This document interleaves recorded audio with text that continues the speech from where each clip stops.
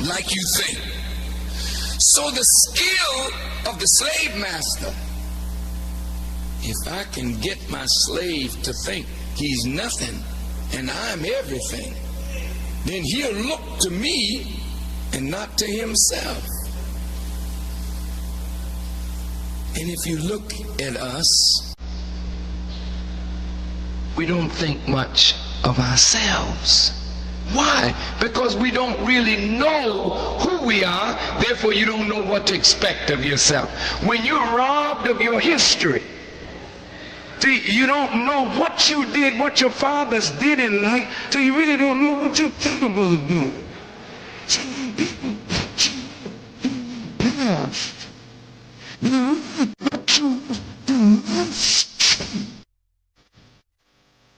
You're a fruit that don't need a root. You might not be the fruit that you see.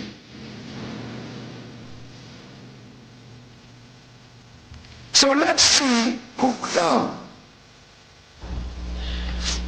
Now, the Bible and the Quran, both books, talk about Adam as the father of all human beings. Bible says Adam, Quran says Adam. Well, let's start with him, since that's where it all begins. And God said, let us make man in our image and after our likeness. Stop right there. That's a powerful statement. If you and I are made in the image and the likeness of God, then when I look at you, who am I looking at? Oh, I want you to think before you talk now. I'm going to say it slower. If you are made in the image and the likeness of God, when I'm looking at you, who am I looking at? Now, how does Jesus square with that?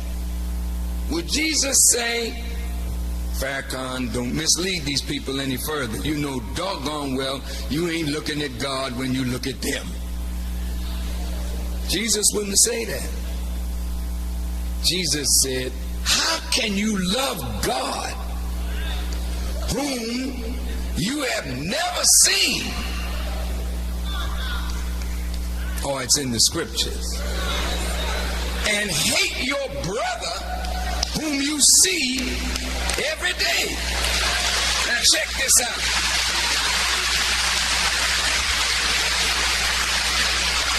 Now what is Jesus saying? He's saying that the same thing that you love in God is sitting right up in your brother, for your brother and you were made in the image and the likeness of God. You can't see it now because we're all acting the fool. But that's not who you are. That's what circumstances have made of you under wrong guidance. But if you were rightly guided, you would manifest God so that when I see you, I would see God. Now let's look at this. Where's your proof of that, Farrakhan?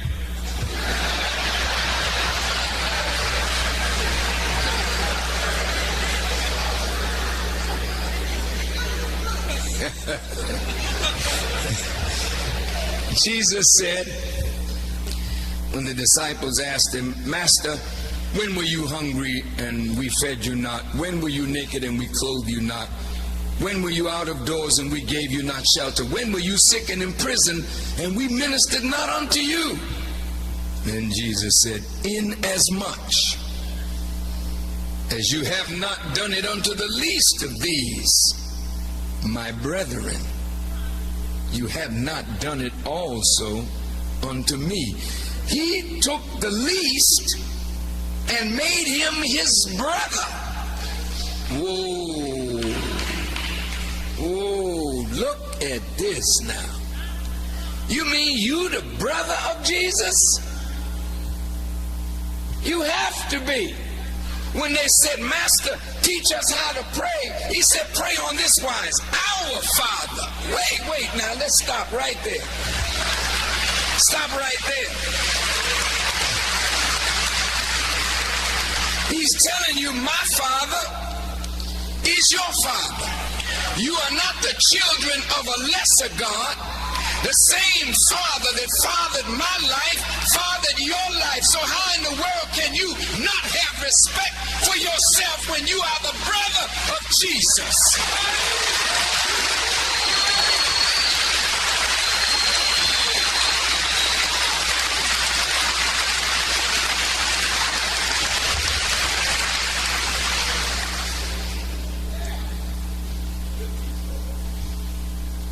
Man made in the image and the likeness of God.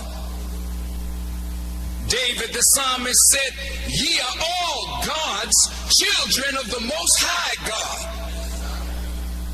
Well now, I'm a young God or an older God,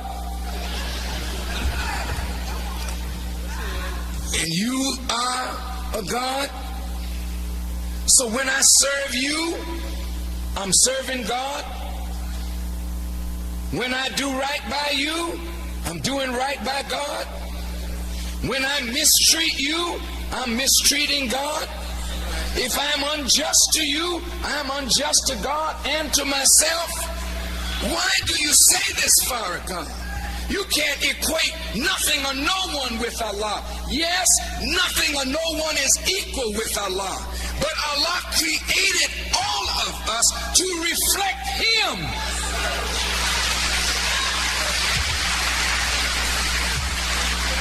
Otherwise, how can you wear Allah's name? What justifies you to be Muhammad, Hassan, Hussein, Kareem? These are the names of God. Well, why should you wear a name of God if you can't reflect that attribute in your life? God don't make you to reflect less. Man and woman is above everything in creation. You are greater than the sun, greater than the moon, greater than the stars. They live longer, but they can't think.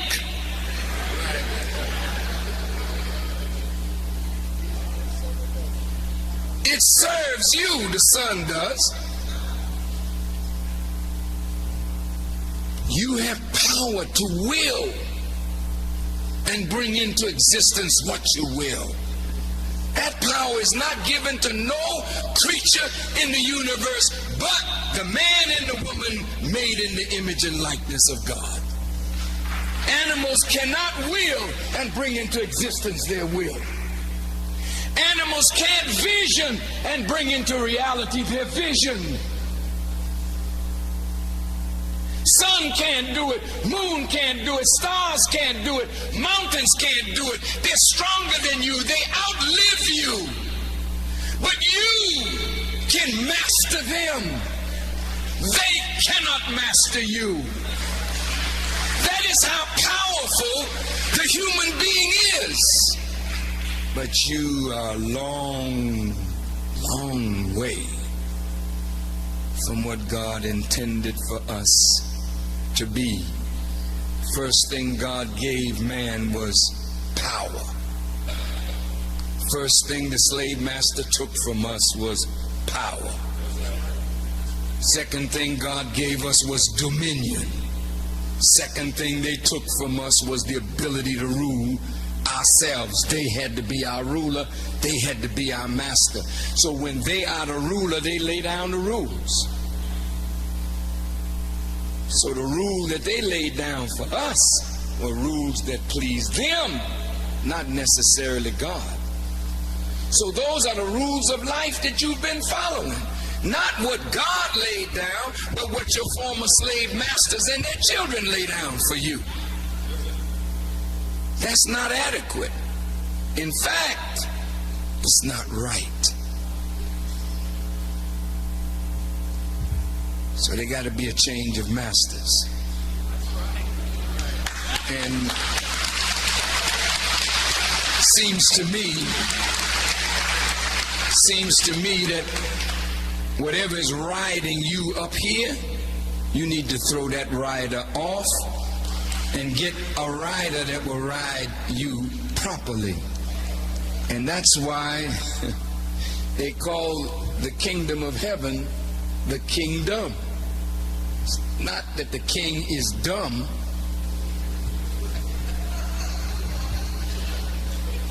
But the D-O-M part of it represents the dome.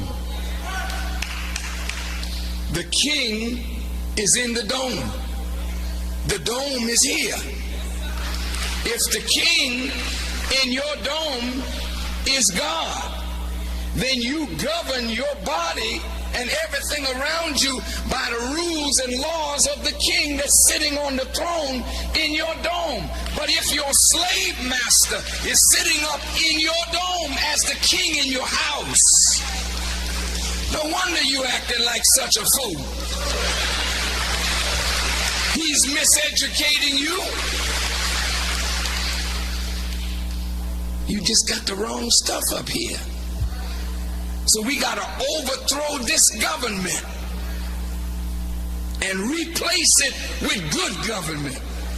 This is why Jesus said, I am the good shepherd. And if the good shepherd is the king in your house, then you don't need a leader. You got one. See, most of you are looking for some leader to lead you. Well, I mean, people say, Farrakhan, you the leader, you know, well, that's fine.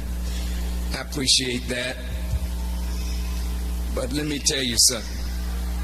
I'm not going to allow you to put everything on me. Like you can't think.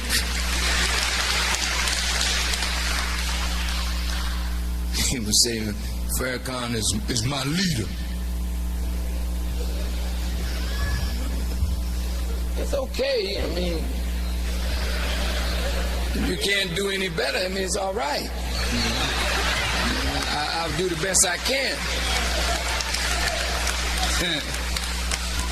I'll do the best I can. But real leadership never makes people dependent on them. Real leadership forces the people to grow so that they don't have to depend on nobody but themselves and God.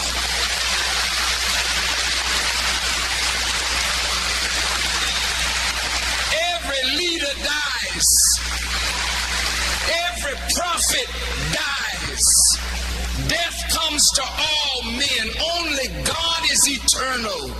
So why would anybody want to be your leader and they can't lead you forever? But God leads forever.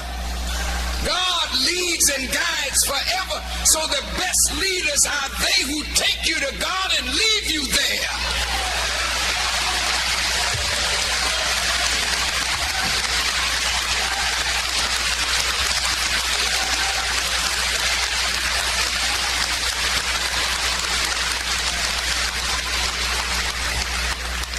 Good leaders don't want people worshiping them. Good leaders know that only God is worthy of worship. Good leaders know that the imperfect should never be worshiped. Only the perfect should be worshiped. So the good leader gets out of the way so you can see the perfect. See, but believe me, when we are vain, self-seeking, egotistical, self-aggrandizing, then we want people to look to us. And this is what happens when the leader dies. The people go off. Oh, my leader is gone. No, your leader is never gone if the Lord is your shepherd.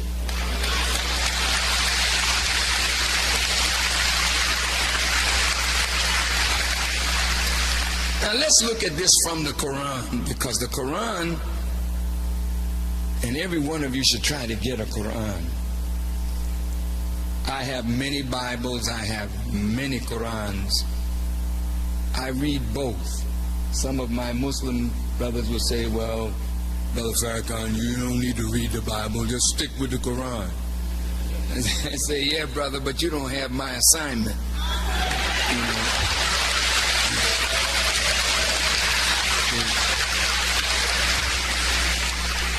When Prophet Muhammad sat down with Christians, he didn't talk to them out of the Quran.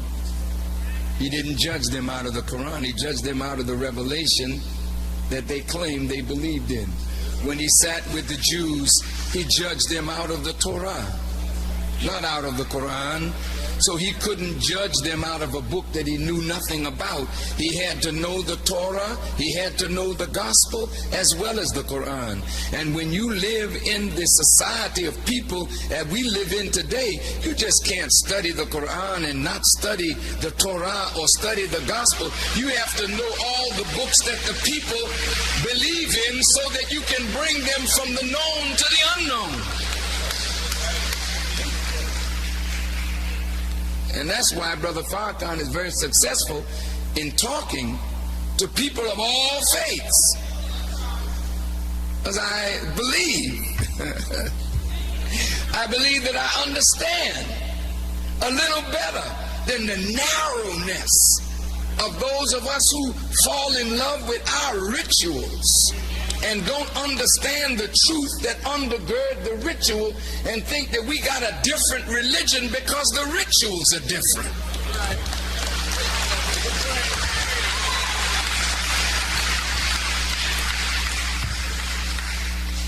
So I want to look at this, who you are from the Quran, because when I get finished tonight, which won't be long from now, I want you to see your ability to overcome anything that is in your path.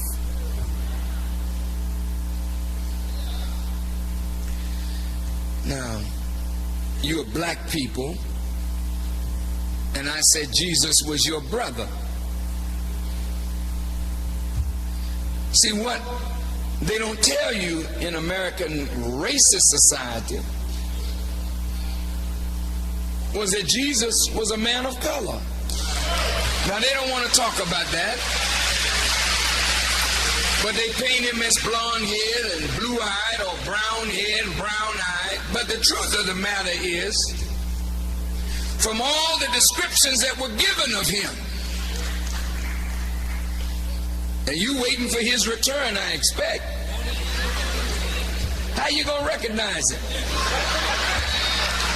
A dude come down with blonde hair and blue eyes, long dress, say, I'm he.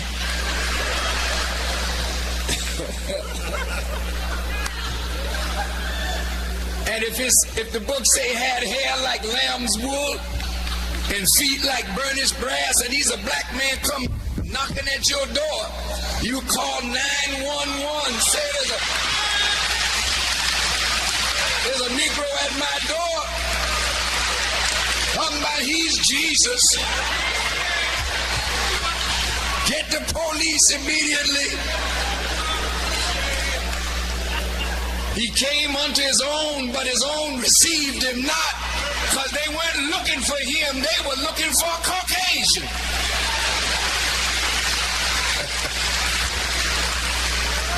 You say, well, his color don't make any difference. You're right. But evidently it made a difference to you. Since you painted him white, why didn't you leave him like it was? Then maybe you would have had more respect for black people, since your Savior is white or black.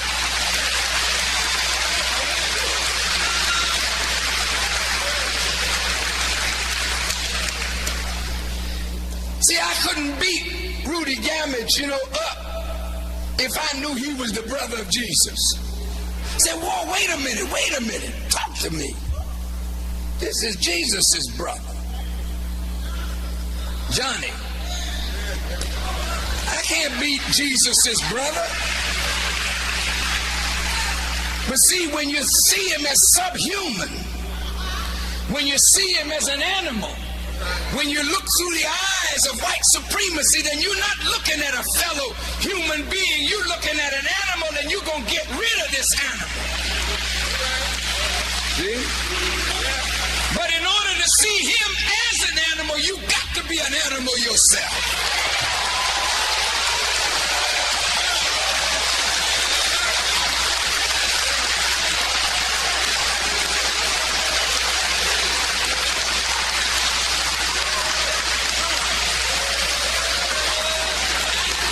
See, this is why today America needs a doctor, because America is sick as hell, and the people in America are sick. You need a doctor, not a doctor to work on your body, but a doctor to work on the heads of America. Now let's look at it from the Quran.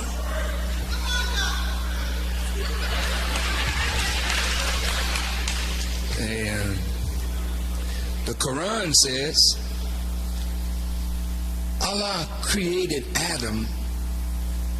One part of the book it says from dust, and another part it says he created him from black mud and fashioned him into shape. Now Muslims in this audience, don't deny the truth.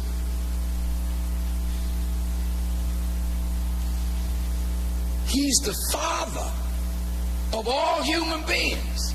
Well, if he's created of black mud, he can't be white. No, I'm not racist. I hate racism. I hate it. I hate that any man would think he's better because of some color of his skin or the lack of it. That is sickness.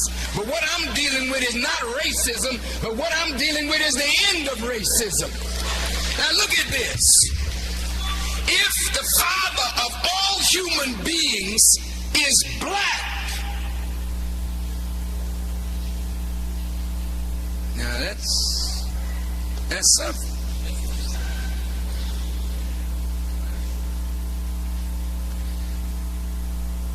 Well, you should honor your father and honor your mother. Now the scholars of white America, the anthropologists, the historians, the geneticists agree with the Quran. The geneticist says light skin is recessive, meaning weak. Dark skin is dominant, meaning strong. That's what they say. They say light eyes are recessive, dark eyes are dominant. You can get the recessive from the dominant, but you cannot get the dominant from the recessive. So what are they saying?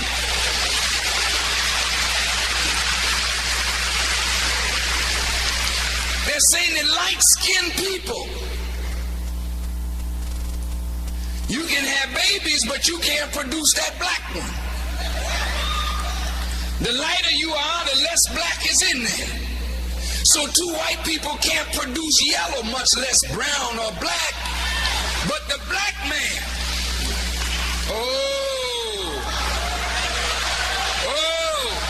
look, this is real. The black man can produce an albino, which is blonde head and blue eye.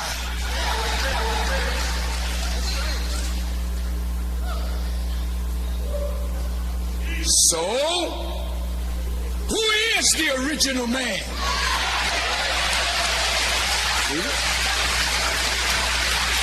All right, let's look at this. Elijah Muhammad said, the original man is the Asiatic black man, the maker, the owner, the cream of the planet Earth, the God of the universe. Now, let's see if that's true. just want to talk to you about who you are.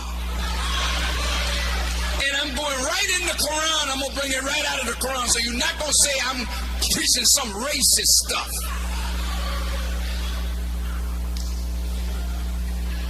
Because I hate racist stuff. I do. But I love truth. Now let's look at this. Allah says he fashioned Adam out of black mud. And he breathed into him his inspiration. Then he says he taught him all of the names. Now that's deep. Didn't say he taught him some of the names. Taught him all. Now the word all, I don't know it in Arabic. You got to help me out. But all in English means all.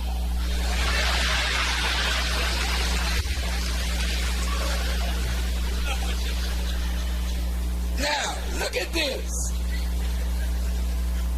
Wait.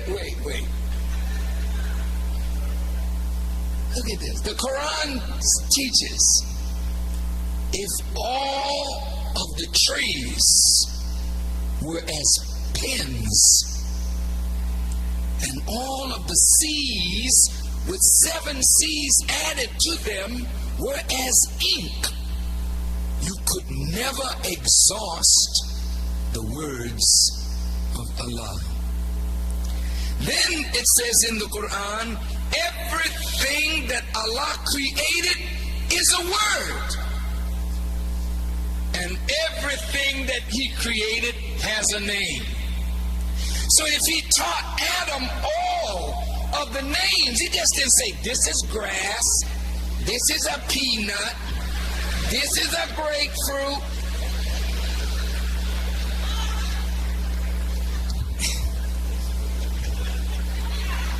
He taught him the nature, the function, and the law out of which all things were created.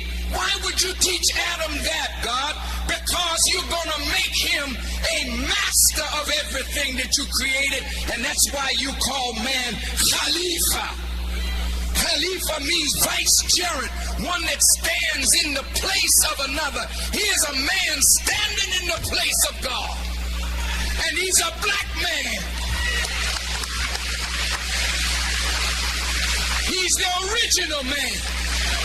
He's God of the universe by Allah's permission.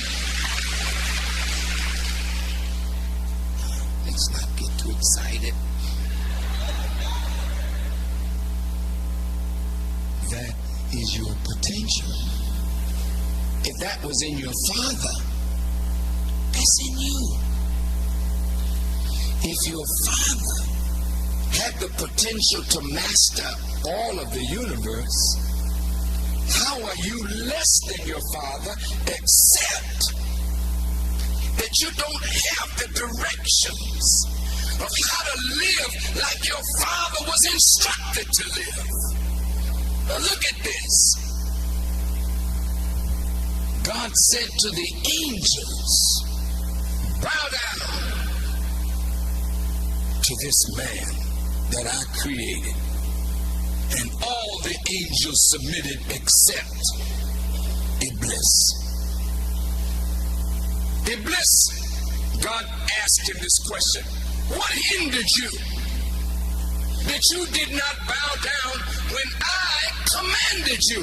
Iblis's answer, I'm better than he is, for I am made of fire while he is made of dust or black mud. See, now when you start arrogating to yourself that you are better than somebody else and negating because of your thinking God's instruction, and look at what happened.